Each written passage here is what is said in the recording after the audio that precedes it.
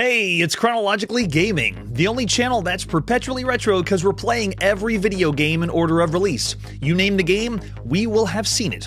But we don't have time for pleasantries. It's time to go to 1982, December.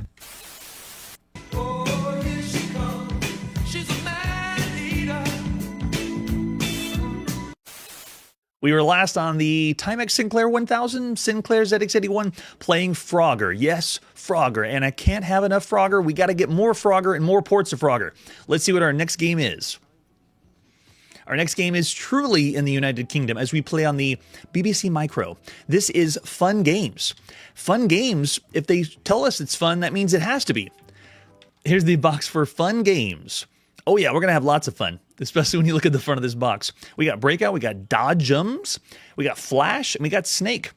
This is another compilation style game. This game is only found on the Acorn BBC Micro. It's the 49th time we've seen any game on this home computer so far. And if you look at the bottom left, we got Acorn Soft. You look at the top right, we got BBC Soft. And we're going to have so much fun playing games. And I think that's it. And all we have is screenshots. Very hard to find this box. It was on eBay that I found that one. Let's pop in this cassette tape to play Fun Games on BBC Micro, Acorn Soft Limited, and BBC Software. This one is, man, oh man, lots of games that we're going to see in the beginning of December 1982, and this one is no exception. Here we go. First, we can pick the game we want to play. This cassette has Breakout, Dodgems, Flash, and Snake. This is the 14th time we've seen Acorn Soft Limited on the show, doing games like Meteors, Countdown to Doom, Sphinx Adventure, and Castle of Riddles. But BBC, the British BBC Software, this is the very first video game we've ever seen by BBC Software. So go BBC. So we can pick the game we want to play. I want to go right into this. Actually, before we do, compilation games isn't new. This is the 63rd video game compilation that we've seen so far on Chronologically Gaming, and the 30th we've seen on home computers. We only check out compilations if it's games you can't get anywhere else. So, to my knowledge, you cannot get these games, standalone, but all by themselves. They have to be here, only in a compilation. The 80th time we've seen a video game where the video game has to be in a compilation or found only in a compilation. All right, let's see what Breakout is. It's got to be a ripoff of Breakout. Let's play Breakout. That's right, Paul. It has to be true. All right, so to move the bat, we use Z and X. We've done that before and knocked the bricks out. It's unlicensed Breakout called Breakout. And I'll go with a large bat. Spacebar to serve, and go. Z and X just to move around. Yeah, there we go. It's just Breakout. So much Breakout that we've seen so far. This entire compilation is single player only because the British Broadcasting Corporation knows you are a nerd and you have no friends. That's why you play all by yourself. This is the 64th time we've played any Breakout variant, clone, or copy that's not official Breakout by Atari. And yep, it's Breakout. We do have a high score at the top. I don't even think it saves the high score. Well, I guess it may temporarily save it, but no like high score table or putting your name in. Unless yes, it's very Breakout. I can go ahead and just quit it. Now, if you do want to go back, you can hit the break key to go back to Breakout, hit break to Breakout, but you can't go back to select the game unless you do the whole loading sequence again. So I'm actually going to quit the whole game. Everyone has an idea of what Breakout's like. And now, once you quit the game, you have to load everything through again. I have to remind you, this loading sequence is way faster. We are fast forwarding the true experience you would have had at the beginning of December 1982. All right, let's check out Dodgems. Dodgems in plural. Let's see what this one's all about. It's arcade action. It's the same game we've seen already on the BBC Micro. Arcade Action was another game with compilations, and Dodgems was already part of this. Arcade Action, the compilation, also had a Space Invaders clone. This one doesn't have that one. So it's very similar to what we've seen before. Okay, let's go into, was that the whole game? That was so fast. Looks like it's the same control. Okay, so I'm controlling, I see, the red car. I can hold down spacebar to speed up, Speed up to my doom and crash. This is another head-on variant. The 26th time we played a video game that is cloning or copying head-on that we first saw in the arcade. And then this one's called Dodgems, which is the name that Atari, when it was brought to the Atari 2600. Yes, very head-on. I have a very general idea and understand how the game works. Go, go, go. Head-on was one of the very first times we ever were collecting dots in the arcade.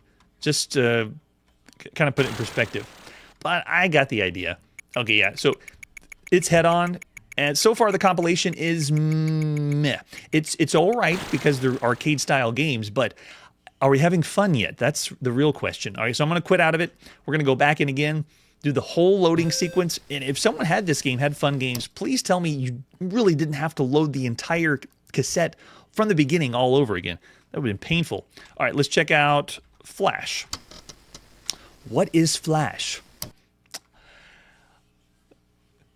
Yeah, so very mid I'm seeing from the live chat so far. Do we need instruction? Yeah, what in the world's Flash? Flash is a game of memory. Watch the screen while blocks flash in a random sequence. In the four corners, and we use R, Y, C, and B. R, Y, C, and B. Don't take too long or you'll lose the sequence. Okay, let's do speed of 5 and see what happens. Oh, Y, Y, R. Oh man, it's Simon. Y, R, Y. It's once again, Simon. This is the 14th time we played Simon so far. Or something similar to Simon. Simon Says. You know, this one's just true Simon. Or Touch Me if you're Atari. All right, so there you go. That was that one. I went ahead and quit out of the game. And let's see what the last one is. Part of the Fun Games compilation on the BBC Micro. I'm not really having fun. Maybe slightly amused. All right, so number 4 is Snake. Let's check out Snake. I'm sure everyone knows what this one is. Come on, Snake. Everyone's seen Snake. Guide your snake to the letters, but don't run into yourself or the boundary. So we have Z/X and colon? What? All right, I'm making sure I have my... Okay, Z and X makes sense, but X and colon. All right, so I think I got it. Do you want to... Yeah, let's do a slow game. Good gosh. All right, ready? Let's see if we can get this to go. Okay, there we go. So you're just guiding the snake to the letters. All right, I see. Interesting, though, they're not having us... You can push the button to go back into your snake. That's terrible. And then you restart after that. They have 4 different directions, which means sometimes we played snake games where all you need to do is, 2 buttons to go left and right. Uh-oh. What does that mean? It even has a time limit of how long it takes for you to pick up all the letters. But it's Snake. Slightly different than light cycle style games. Keyboard controls only, though. Man, it's very difficult. All right, so here we go. Let's go to the right. Yep, Snake gets longer and longer.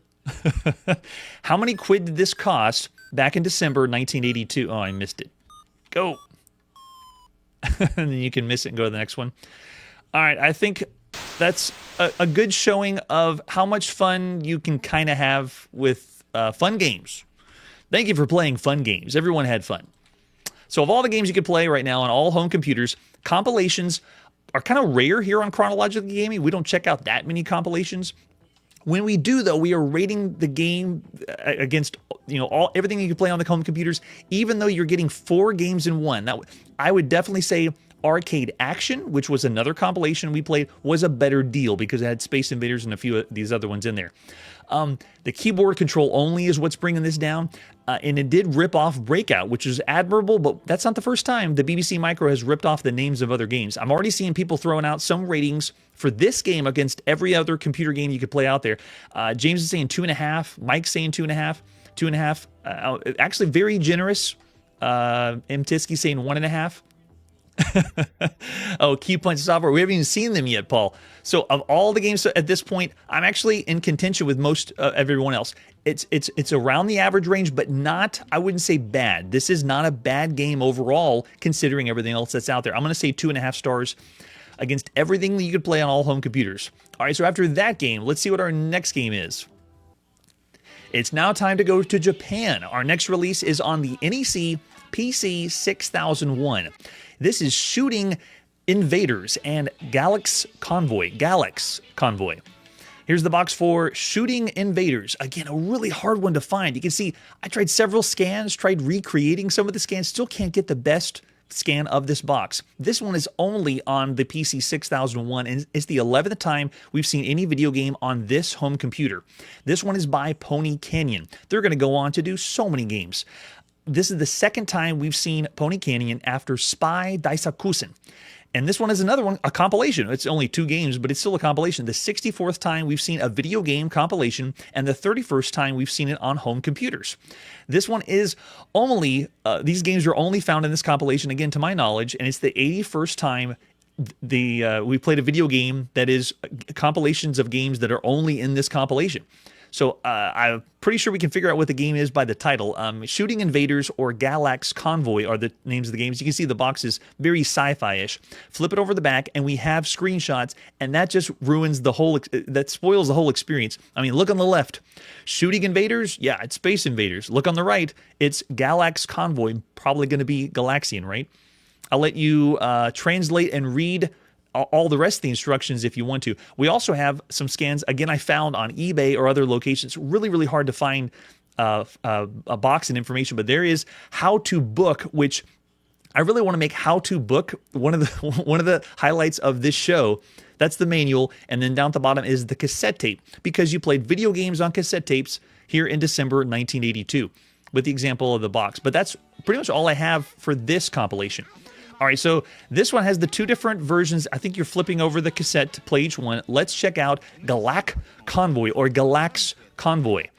This one is Pony Canyon and Rotus, released at sometime at the beginning of December 1982.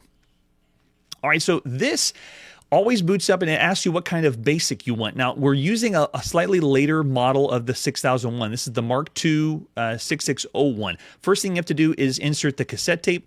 I'm going to make sure we have the Shooting Invaders in. I want to play Shooting Invaders first. And then you have to know what version of basic you want. I'm going to go with 1, and then how many pages you want. You found out all this from the manual or on the cassette tape. All right, so ready? And now we can load. And again, this experience is way faster than what you would have done in December 1982. You just have to know the command. So they found Invaders. Ready? We know how to book. We got a little glitch there at the beginning, but now to play Invaders, we go hit S to start. Oh, actually, no, I didn't hit S fast enough, and it goes into a little attract mode. That's cool. All right, so let's go S. All right, so Shooting Invaders, I start off with moving left and right, and I have just spacebar to fire. Oh man, it is so choppy. At least the movement. Look at the bottom how my spacecraft is moving. It's slow to respond, very slow. But it does work correctly, and I do have the barriers like we do in the arcade version of Space Invaders. But man, compared to the other Space Invaders we played for home systems, especially since just recently we saw on the home console, the Atari 5200, animated Space Invaders, this has a lot to be desired. I don't even think I can get to the UFO. When you die, it looks like an oil tower exploded. Oh, see, they blew up the base already. And no, we saw some games in this system that were not so choppy. This one is surprising. I wonder if they followed the same pattern with the UFO bonus at the top, where you shoot it at the right time, you get a different amount. Let's see if we can get a better shot. No, it looks like it's maybe 50 every time, or maybe I'm just hitting it in an unlucky position. So simple sound effects. Oh, it did. That was 150. So it's following the same bonus that in the arcade for the UFO at the top.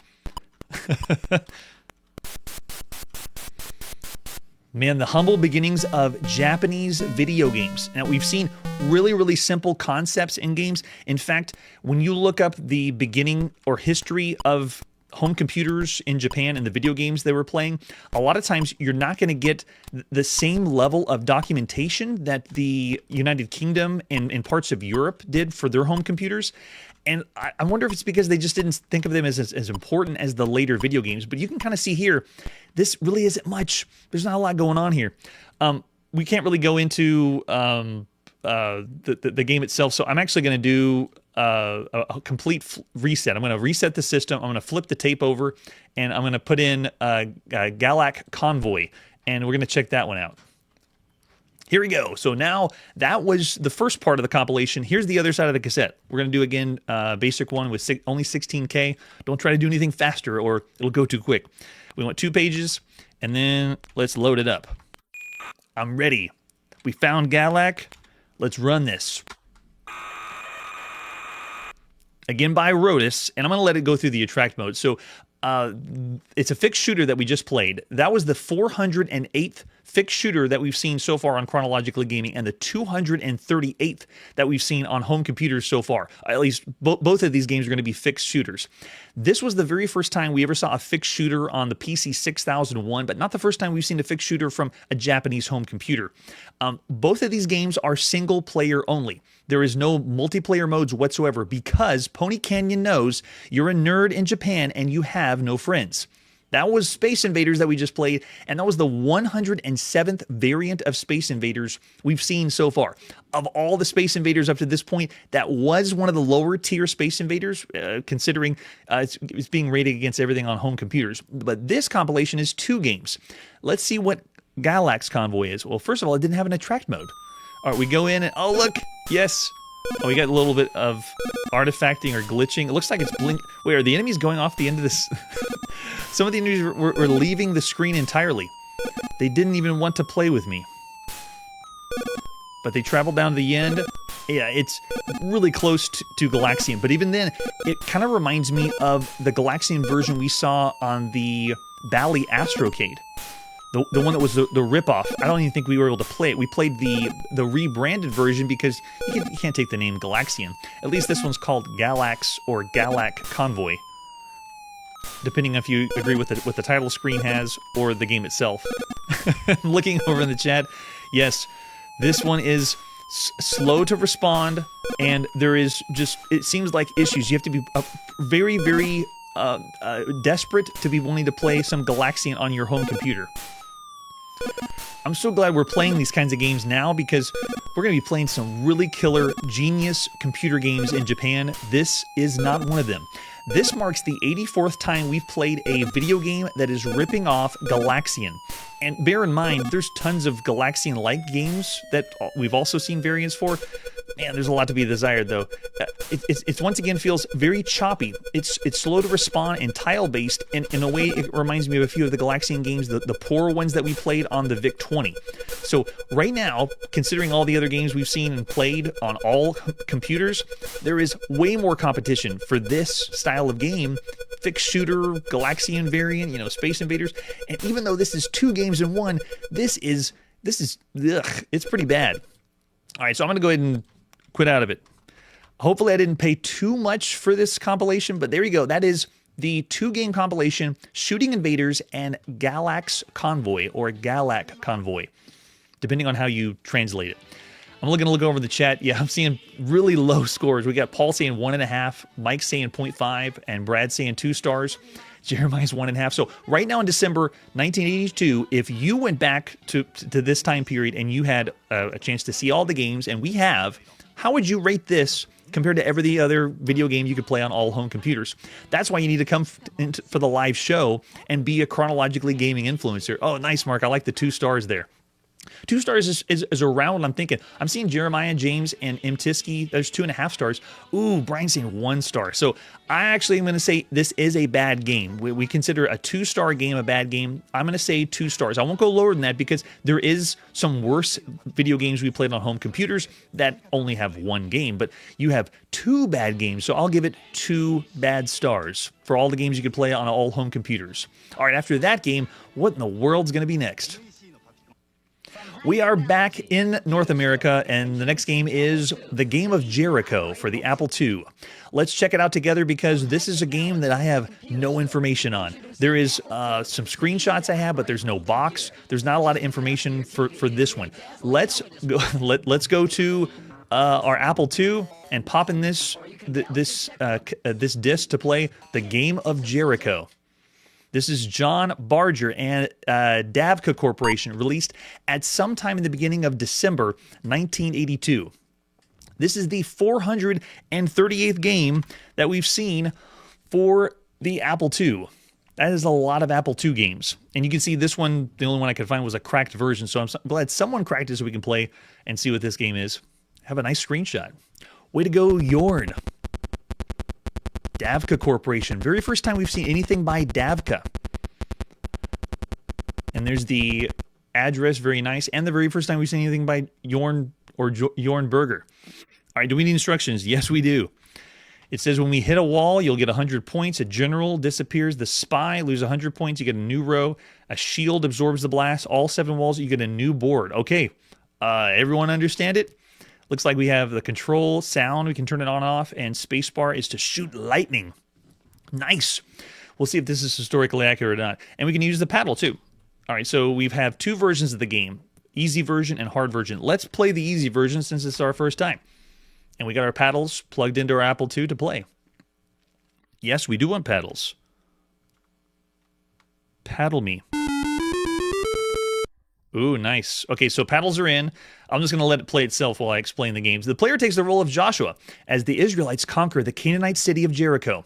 The player controls Joshua, who can move horizontally about the bottom of the screen and fires lightning bolts. There it is. Vertically toward the walls of Jericho. Guarding the walls are shields and Canaanite generals. The Apple II version, like this one, the player can shoot between the shields to destroy the generals. The later version we're going to play is the player has to shoot between small gaps in when they appear. When you do this, the player has to avoid the Canaanite arrows which rain downwards. The player's goal is to shoot all 7 pieces of wall guarded by the shields and generals, revealing the word Jericho. After doing this, the player advances to a more difficult level, and then it progresses over and over. Intermittently, there might be a spy that will appear, and if they're shot, the row of generals reappear. So we obviously died. Now let's play for real. Very simple concept. 1 button, get past the shields, and then if you get to the walls in the back, we got a C that appeared. We want to make Jericho appear. Man, I can understand. What in the world is the sound? Is someone yelling at us or screaming? It almost sounds like it's digitized speech, but it's not. It's just noise. How did they get the Apple II to scream that way? And we played People Pong on the Apple II where they had actual people dying. This is so strange.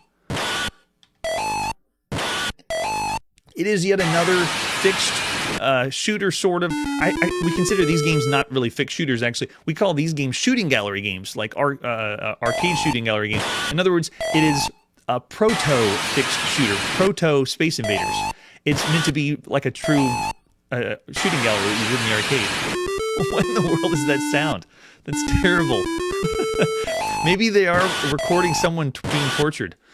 This one is the 59th video game we played that's a shooting gallery video game, coming from the veins of games like Seawolf or Dog Patch, County Fair, Carnival.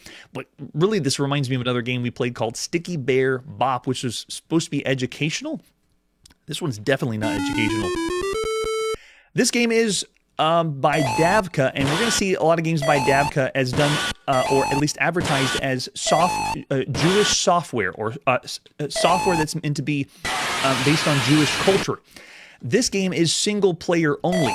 You have no game modes, no multiplayer modes whatsoever, because Davka knows you are a nerdy Jew and you have no friends. You have to play by yourself, just like I am.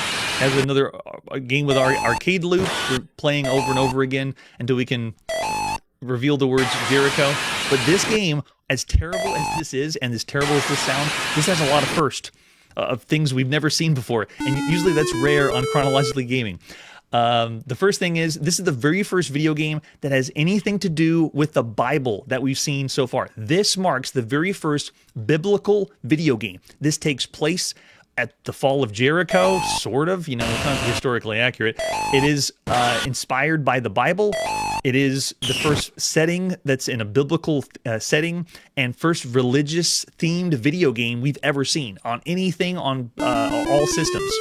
There was another video game we saw called Jerusalem Adventure on the Dragon 32, but that one had nothing to do with the Bible. It just took place in modern-day Jerusalem, or the Middle East. This game we're going to see later on the Atari home computer. I don't know how it's going to fare any better than this one, but we're going to see that sometime around 1983. of all the video games we've seen up to this point, I know this is the first biblical or religious themed video game, but wow, this is so far from historically accurate, I can't even fathom. This is terribly inaccurate. The whole point of the walls of Jericho falling down was there was no they didn't do anything to the Canaanites. They just marched around and blew trumpets. I am playing as Joshua, throwing lightning, like shooting lightning from my hands, so it is not historically accurate whatsoever. Has nothing to do with the Bible. Oh man, and the sound is just crazy terrible. All right, thank you for playing the game of Jericho. I'm so glad we're done with that one. I've said more than anyone at this point in history has ever said about the game of Jericho. Of all the games you could play up to this point, this is one game. It does respond well. It is paddle controlled. It actually has, you know, a firing mechanic, game mechanic, but you can see how it continues on a loop like this. I'm looking over in the chat. Yeah, there's a lot of strange questions everyone has. James says 2 stars maybe. Mark says 3 stars. Brad's saying 3, which is about the average for all the games you can play across all home computers. Brian's throwing out 2. Yes, right? Yes, it was a biblically based game that isn't. It's not leading anyone to a Jewish culture or Christian culture whatsoever. The game of Jericho isn't helping anyone, and it's not helping me. Yes, the walls of Jericho. I'm actually going to go 2 stars for this one. It's a bad game.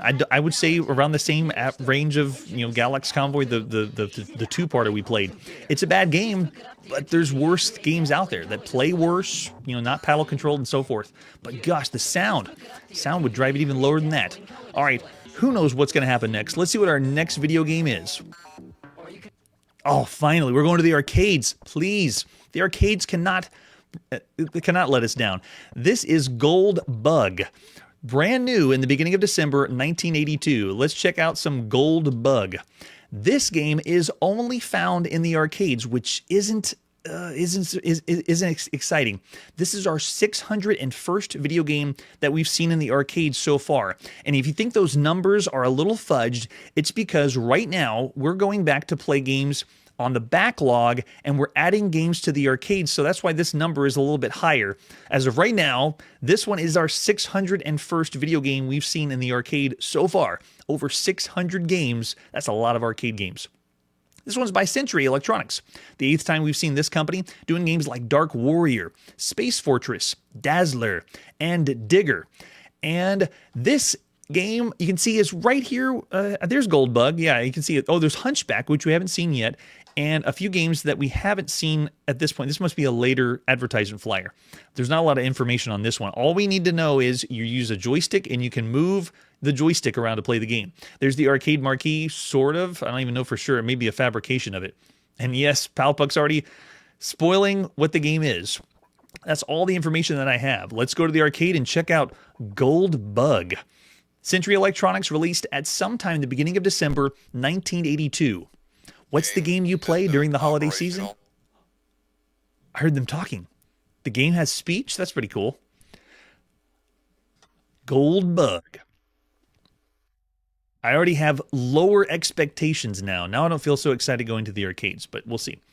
This one, to my knowledge, is only Century Electronics in the United Kingdom, so released UK or Europe region only. And look at that. I'm going to let the attract mode play out. We dig out the gold. It tells us how to play. We get the gold and gain points. After we get the gold, we can dig in the ground and gain points. It says reds for instructions. You're going to fill all the trucks at the bottom with all the rocks. So we're actually collecting rocks. Bug kills everything. Avoid all monsters. Dig out all the gold. The silence is scary. Then chase the monsters and kill them. When they're white. So the monsters looks like they're going through the walls just like in Dig Dug. Man, such a copy of Dig Dug. And there we go. We got the treasure. 1,000 points. It is good. Try it yourself. Feels like it really didn't release in the United Kingdom with the way that it's translated or speech is there. I don't know about that, Brian. We're going to see about that. Man, oh man. It's Gold Dug. I love it. All right, so I'm speechless. So far, the attract mode does not make me want to put a quarter in, but let's try it anyway. Ready? And go. If you get gold to eat white monsters and use the joystick, and yes, I can. I use the joystick. I am digging myself around. I can make my own path. Get the gold. Very nice. When you get the gold, the monsters turn white and they run away from you. I see. If I get this one, the monster flies out and destroys him. Yes, and you get bonus points for that. What happened, Dig Dug? I thought we would see really, really cool games, but I guess it's totally trying to rip off Dig Dug. Well, I tell you what we'll do. Let's just release the let's destroy the monsters, release the bugs, and then wait a second. All the gold's picked up. Hold on. Why am I not finishing the stage? Wait a second, you don't finish the stage by picking up the gold pieces? You finish the stage by loading your rocks up at the bottom of the screen. You have to dig enough for the rocks to fill up all of the minecarts. What a slog. All right, let's see if we can release this monster. Eat him. Yes. Well, that was satisfying. I don't think it's going to help me get any more of the rocks, though. Yep, not good. If you dig, or if you're open, it seems to be just as slow as the other games. So obviously not nearly as polished as Dig Dug. Fill out the ground, or fill the trucks. Okay, so that is the goal. The goal is, it feels like work. We're filling up the trucks at the bottom. We're actually doing the work of a digger. So it's not as fun as Dig Dug. Plus, I have no button to use. Now, if this looks really familiar and you've been paying attention to Chronologically Gaming, this is really similar to another game we've already seen. This is just like Digger by Century. It's pretty much the exact same thing, but I don't have a power-up to shoot or throw at these guys. I have to... Come on, fill it up, quick! Oh, run to the flag? No way, I'm not done. After you fill up all the carts, then you have to go to the top left where the flag is, which the flag looks like it's in very low res. And I am exploring and learning this game along with you. I'm speechless. So this marks the 19th video game we've seen so far that is an arcade digging game, made popular by games, like Dig Dug. In a way, it's also related to the kind of arcade maze games we played, like Pac-Man. This is the next evolution of games like this. If you do want to play with two people, you can, and it's our arcade hot seat multiplayer game. So if you put enough money in, someone else can play, but we're going to take turns. You don't get to play at the same time. All right, this time I am not going to pick up all the gold nuggets because I know that the enemies are just going to come right after me. The enemies are supposed to be bugs, so it is another video game where insects is one of the themes of the game. Someone in the chat said Jericho's looking better. I don't know about that. This is more complex than Jericho. I'm not learning anything about the Bible, though, in this game, so that brings this game down. I can pick up this one and then start destroying some more enemies. It has that classic arcade gameplay loop. We keep going level to level. And go for a high score. Oh, and they just came out the invulnerability. Okay, so it looks like I can still go on the 1/4. That's pretty nice. This is yet another video game where it has public domain music hidden in the game. It's very little. I was actually expecting this game to talk to us more because the game booted up with speech. Where's all the talking? I don't hear anything. But I know we're going to die now. Let's see if we can get the bugs to attack him. Nope. And we died again. Not only is this a digging game, this is a variant of Dig Dug. At this point on Chronologically Gaming, here in December 1982, this is the 8th video game that we've seen so far that is a ripoff of Dig Dug. It's the 6th time we've seen a Dig Dug game in the arcades, or a Dig Dug clone in the arcades. What's going on with my control? This is all out of whack. I can't put my... Whoa, it's like there's a delay. No wonder I was having some issues with the... It feels loose. Yeah, I'm not going to get my time in. Let's just put C in for my name. Fine, whatever. Here in the arcades, you could be playing games that are like Dig Dug, like Robbie Roto, The Pit by Century, not Century. Electronics. There's also Mr. Do. Mr. Do is in the arcades right now to play. Wiping's another game we play that's kind of like Dig Dug, the same kind of idea. And then Digger that they did, I still say Digger is still It's kind of of all the games you could play. This is all right, but when you think of everything else that's in the arcades right now, Donkey Kong Jr., Mr. Do, real Dig Dug. If this arcade cabinet was right next to Dig Dug, you'd be playing Dig Dug instead. I'm looking over the chat. I already see some people throwing out some ratings. Jeremiah saying 2.5 stars of all the games you could play in the arcade right now. So this one's going to be rated against everything else you could play in the arcades right now up to this point in December 1982. Man, Gold Bug, it's okay. It's all right. James is saying 2.5 to 3. And then, Charlie's in. If you're a fan of Dig Dug, maybe you'd like it. 3.5 stars. Mark's saying 2 stars for an arcade game. Yeah, we're not comparing the games tonight. We're comparing against everything we've seen so far. Brian's saying 2.5 stars. Brad's saying 3. Gold Bug, I actually like this one a little bit better than Digger. It's just slightly better. But I'd still say of all the games you could play that are in the arcade right now, I'd give this one around the average range. 3 stars for all the games that you could play in the arcades up to this point. It's not broken. I will not say that it's a bad game either. It's just average for everything you could see and play up to this point. And by the way, average is okay because in the arcade there's games that we have played that are bad. Check out our spreadsheet down below of all the games we've ever played to really see how bad it could be. All right, so after Gold Bug, we're going to leave the arcades and see what's on the TV. Hi, I'm John Madden. And these guys at CBS Video Games have a terrific free offer that'll really jolt you joystick jocks. They've come up with a game that's so challenging, they've named it after me. Madness. They don't dare sell it. What? That's not. It can't be a real game. Here's how.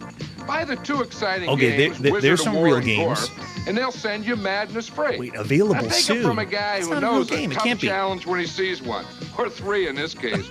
Wizard of War is tough. Okay, there we go. That's one we haven't seen yet. It's just around the corner. We're going to check out that one. On the edge of your seat and keep you there. But Madness will psych you out completely, and it's free. Just buy Wizard and Gorf, send in the fun voucher from each box with your name and address, and your ripped off. No one got that game. We'll send you Madness free. And when you get it, you're really going to get it. Oh, the date, that's why. I want it! Where'd he come from? Oh, man, that's funny. I didn't think John Madden was going to be advertising for us. It's time to play on our Atari 2600. The brand new game in December 1982 is Gorf. Let's check out and play some Gorf. Here's the box for Gorf on your Atari 2600. This one we first saw in the arcades in 1981, and it was top tier. 5 stars, at least we gave it on Chronologically Gaming. We then saw Gorf on the Commodore VIC-20. 4 stars. Great game for a home computer. Then we saw Gorf on the Atari home computer. That one we gave 4.5 stars. Gorf on the Atari home computer was amazing. It was incredible. One of the best games you could play on all home computers when it came out. And then we saw Gorf on the Commodore Max machine, and it was 3.5 stars. It was okay. This one is our 190th video game that we've seen on the Atari 2600. 190 video games. That's too many video games. Atari needs to stop. Please, someone stop them. This one's brought over by Dave Nutting Associates, and it's the 30th time we've seen this company bringing us games like Baby Pac-Man, Wizard of War, or the incredible Wizard that it was on the Bally Astrocade. They also brought a Seawolf and Gunfight, and in the arcade, we saw Bally Astro. Most of the games that they've done have been in the arcades, but they did also games for the Bally Astrocade and then a few on home computers. This is the very first time that Dave Nutting Associates has done a video game on a home console. So welcome to home console world, Dave Nutting Associates.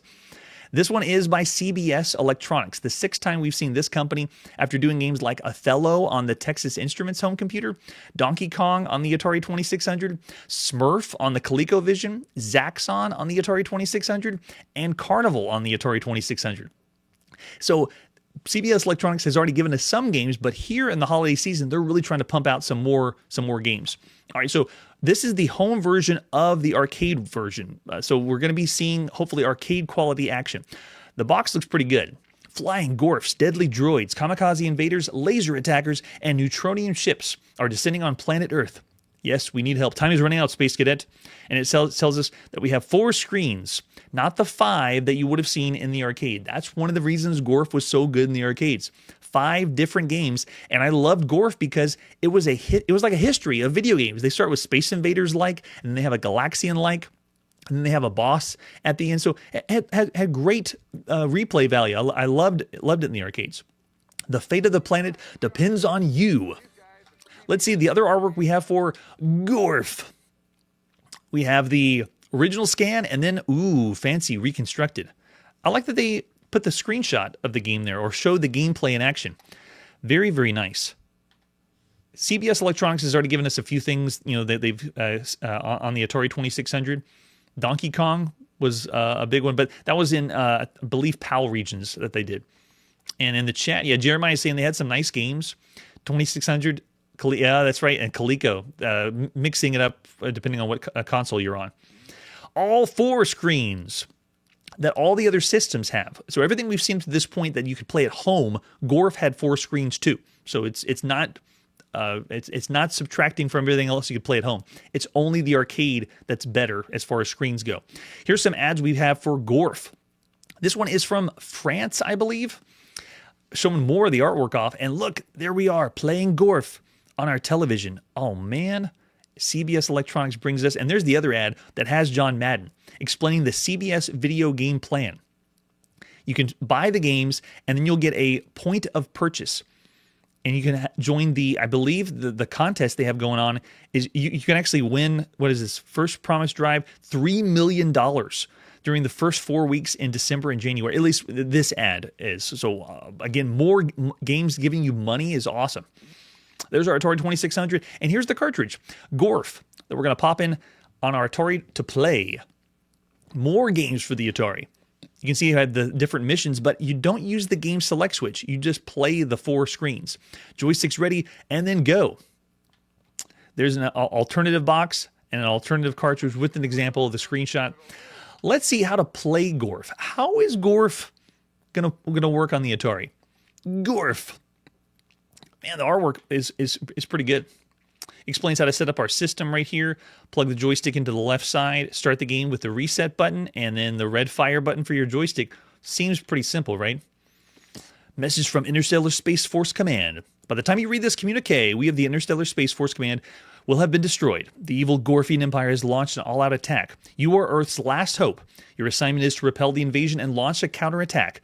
And we've seen this before. I'll let you read more of the story by yourself, but we do have some lore.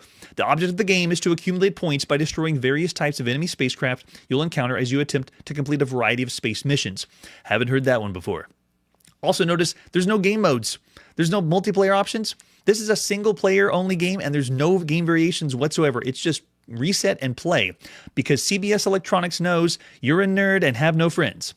You begin each game with a fleet of 5 fighters. Only 1 fighter can fire out the enemy at a time, and you use the joystick and red button. They don't have to explain anything. It's very simple. This breaks down all the different scenes. We have the Astro Battle scene, very similar to Space Invaders. The laser attack scene.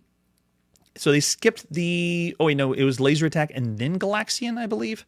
And they skipped that one. So we have Space Warp, which has much to be desired. They're explaining right here above my shoulder what everything looks like on the screen. Then they have the flagship scene with the Gorfian flagship. You have to shoot the internal power reactor vent to blow it up. So you have to do a small shot into a small space, very similar to Star Wars. Thanks, Luke Skywalker. And then the game ends when all your interstellar space fighters have been destroyed. In other words, you just keep going. Go for that high score. There's 9 levels of mission sequences. And after that, we wish you luck in the toughest level because you'll need it. Right here above my head is the scoring. We got to know what the scoring is in December 1982. And we have the field promotion schedule.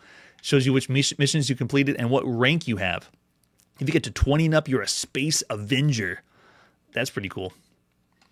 All right, so there you go. The manual for Gorf. The other version we have is the PAL region version. We're going to play the first one here in North America. It's Gorf, done by Alex Levins. CBS Electronics, Dave Nutting Associates, released on your Atari at the beginning of December 1982. It's Gorf. Oh, man. So we've already seen another game by Alex Levins. The second time we've seen this developer. Way to go, Alex. He did Crazy Climber on the Atari 2600. Second video game we've seen by him. All right, so this one is yet another fixed shooter. I'm just going to go right into it, hitting reset because there's no game options. It's just go. There it is. We're in. And there's Gorf. The first game mode is something glaringly missing. Where's the force field? That's what made this different from the actual Space Invaders. Oh, it looks like I'm already going to lose. Like, because I don't have a force field. And okay, it's pretty self-explanatory. Can I wait until they go to the bottom? Oh, I can't. There we go. And then first scene is done. Second scene has the laser attack. It almost makes me feel it's slightly like Galaxian because enemies are flying down. But you have to destroy all the enemies here. I'm getting some pretty good luck. Sound effects, though, are okay. Part of the course for an Atari game. Yes, the flashing is pretty bad.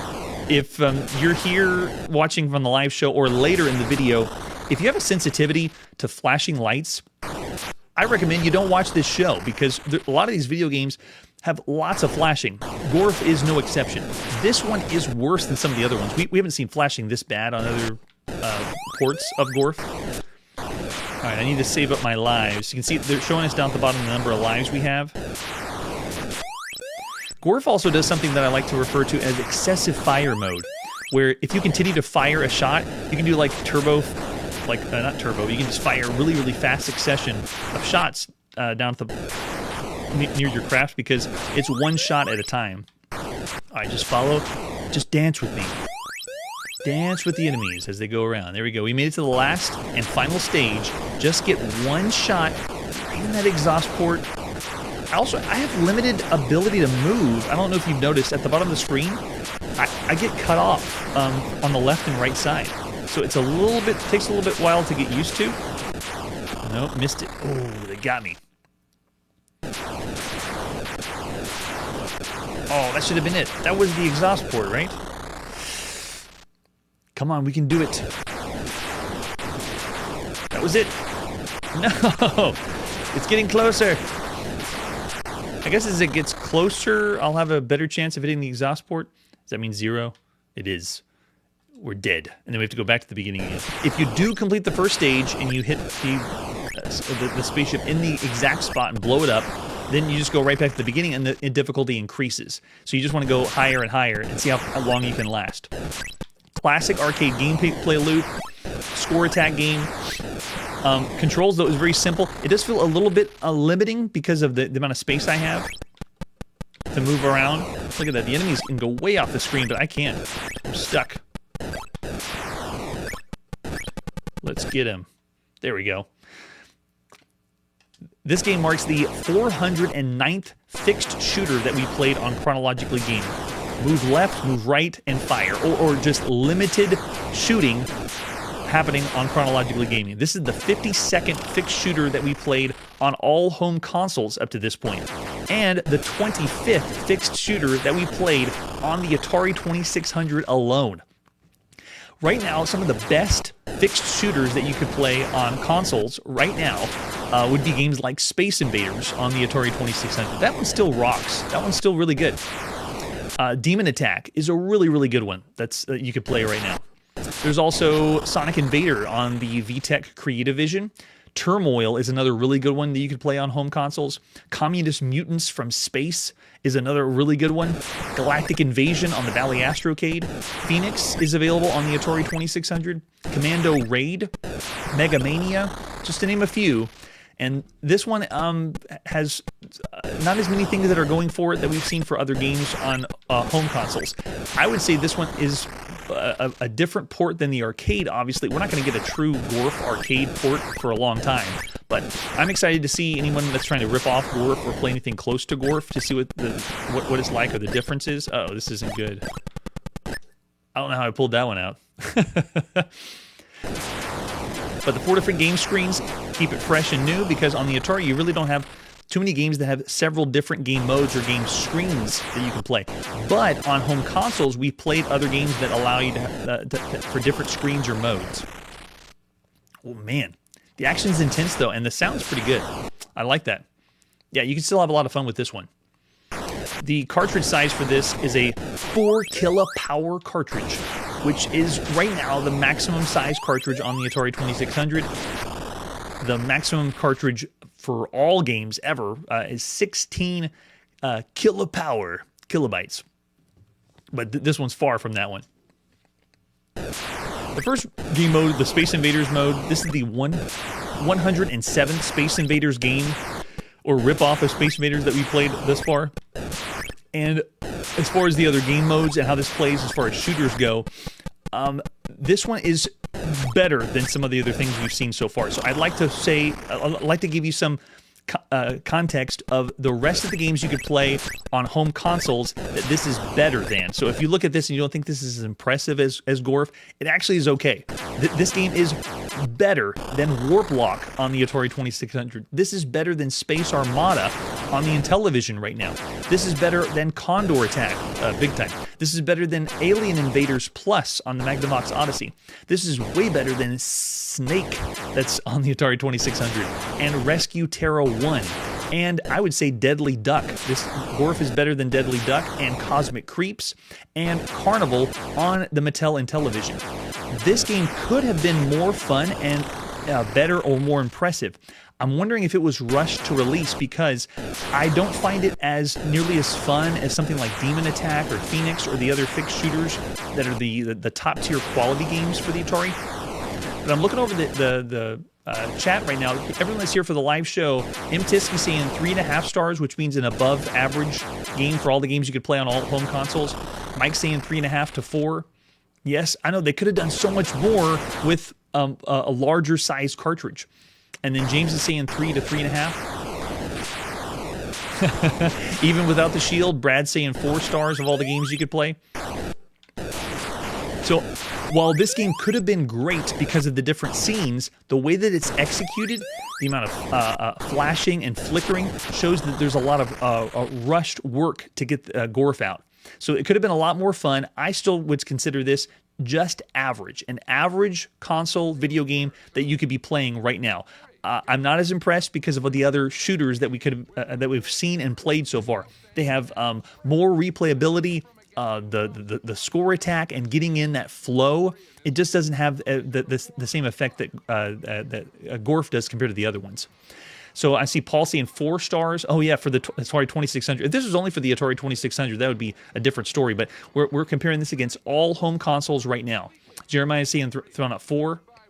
Oh, Jeremiah is saying he prefers this to Demon Attack. Wow, and a Phoenix too. Interesting. So I didn't find it as appealing as those games. Mark's saying 3.5 for nostalgia. Very nice. So I'm just going to say average. I actually don't want to call this a above average game for the games you could play on home consoles. I see 4 stars. Also from Paul and Jeremiah saying 4 too. Fascinating. Yeah. So I'm calling it 3. 3 stars for all the games compared to all the games you could play across all home consoles right now. Gorf is good. It's just not as good as some of the other games that we've seen or played on home consoles up to this point. All right, so that's where we got to put our video game playing on pause. Thanks everyone that's joining me live on the show, being a chronologically gaming influencer and pretending like it's December 1982, where we're seeing and playing these games for the very first time. I really appreciate everyone that's watching the show later, leaving comments, letting me know about games we missed, or letting me know about any tips and tricks as we play these games as well. So next time on Chronologically Gaming, Grand Slam Tennis on a home console, more games by Konami for the Sword M5, and Lamasoft has us headbanging on the Commodore VIC-20. That's it for today, and like I always say, Gorf is just frog backwards, so maybe it's related to Frogger? Hey everybody, thanks for checking out the channel and joining me on my quest to play every single video game in order of release. We'll be streaming live every weekday at 9 p.m. Central, so join us and let us know if we missed any games along the way.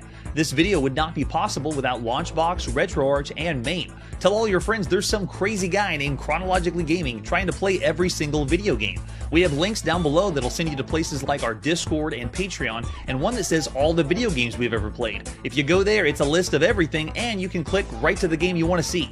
Chronologically Gaming is the name to look for. We are perpetually retro, and we will catch you next time.